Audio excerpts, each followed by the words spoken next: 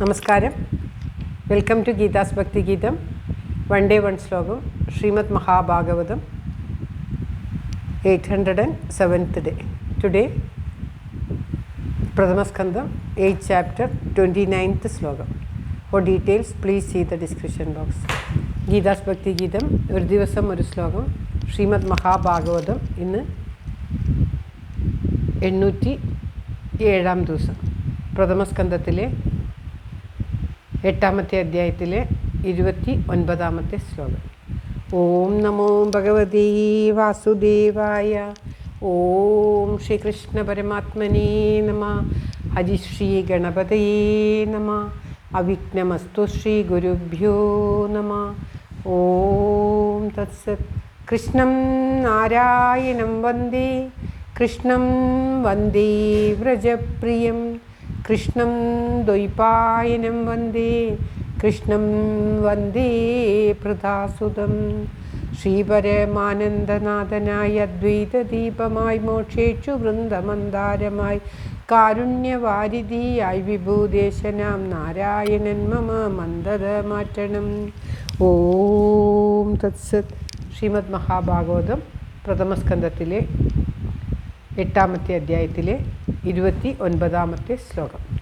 മന്യേ ത്വാം കാലമീശാനാം അനാദിനിധനം വിഭും സമം ചരന്തം സർവത്ര ഭൂതാനാം യന്മിധക്കലി. ഓം തത്സത്. മന്യേ ത്വാം കാലമീശാനാം അനാദിനിധനം വിഭും സമം ചരന്തം സർവത്ര ഭൂതാനാം യന്മിധക്കലി. ഓം തത്സത്. പദം പിരിക്കേണ്ടത് മന്യേ ത്വാം കാലം ഈശാനം അനാദിനിധനം വിഭും സമം ചരന്തം സർവത്ര ഭൂതാനാം യന്മിത ഭൂതാനാം യ മിഥ കലി. ഭൂതാനാം യത് മിഥ കലി. ഇങ്ങനെയാണ് പദം പിരിക്കേണ്ടത്. അതായത് ത്വാം അങ്ങയെ കാലസ്വരൂപനും ഈശാനം എല്ലാത്തിൻ്റെയും നിയന്താവും അനാദിനിധനം ആദിയും അന്തവും ഇല്ലാത്തവനും വിഭുവും പ്രഭുവും സമമാകും വണ്ണം സർവത്ര എല്ലാ ദിക്കിലും സമം ചരന്തം സർവത്ര ഭൂതങ്ങൾക്ക് യത് എന്തുകൊണ്ടെന്നാൽ ഞാൻ വിചാരിക്കുന്നു. യത് എന്തുകൊണ്ടെന്നാൽ ഭൂതങ്ങൾക്ക് മിഥ അന്യോന്യം കലഹം.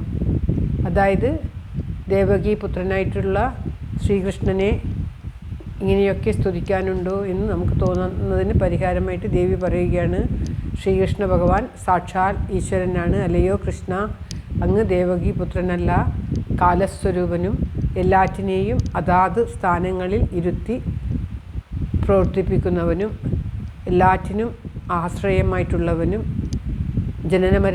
മരണങ്ങൾ ഇല്ലാത്ത മഹാപ്രഭുവും ആണ്. എങ്ങും ഒരുപോലെ ഇരിക്കുന്ന അവൻ ഭൂതങ്ങൾക്കിടയിലുള്ള ഭൂതങ്ങൾ തമ്മിൽ കലഹമുണ്ടാകുന്നു എന്നല്ലാതെ ഭഗവാന് അതുമായി ഒരു ബന്ധമില്ല.